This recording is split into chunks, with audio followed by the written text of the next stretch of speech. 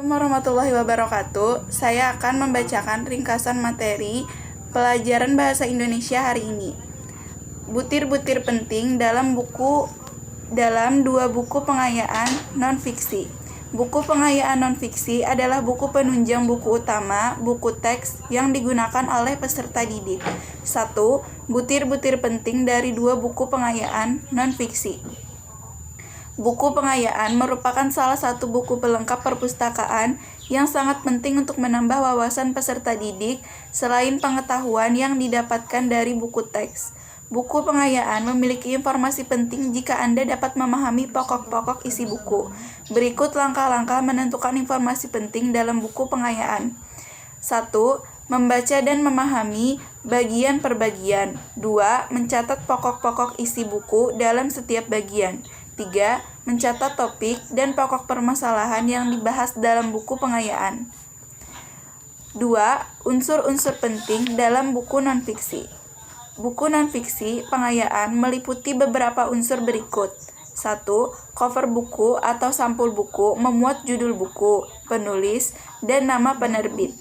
2. Kata pengantar berisi penjelasan atau paparan singkat tentang isi buku yang ditulis oleh pakar,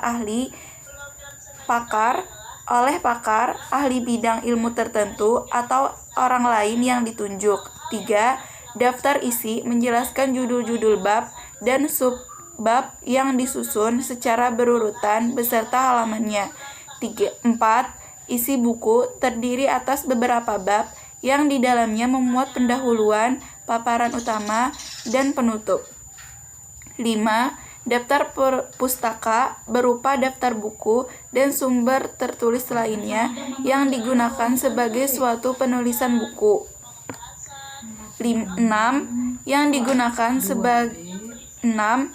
Glosarium berupa daftar istilah penting yang digunakan sebagai sumber penulisan buku.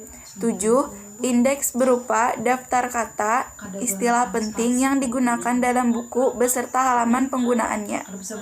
Selanjutnya, kesan pribadi terhadap buku ilmiah yang dibaca. 1. Kesan pribadi terhadap buku. Kesan pribadi terhadap buku dapat didasarkan dari dua segi. Pertama, kesan pribadi dapat ditunjukkan berdasarkan bentuk atau tampilan fisik buku. Kedua, kesan pribadi dapat ditunjukkan berdasarkan isi atau informasi penting dalam buku. Selanjutnya, kesan pribadi dalam bentuk eksplanasi. Kesan pribadi bersifat subjektif. Kesan pribadi dapat Anda tuangkan dalam bentuk teks eksplanasi yang bersifat paparan tentang fenomena alam dan sosial dengan mengikuti langkah-langkah berikut. 1.